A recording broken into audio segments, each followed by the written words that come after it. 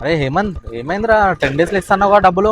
జర్రా tight ఉంది మా adjust చేస్తా కానీ. రేపు ఈవినింగ్ కల్లా చూడరా జరా. సరే సరే రా, చేస్తా. అరే ఇంక అనవసరంగా పైసలు ఇస్తారా? హలో.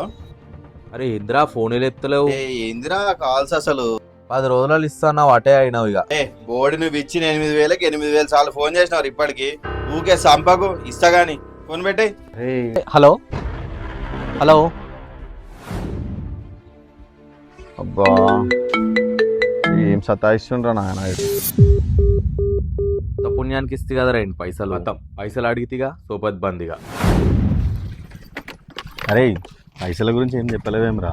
పైసలు అయితే లేవురయ్యా, నా పరిస్థితే బాగాలేదు. ఏమో అనుకోకు జరా.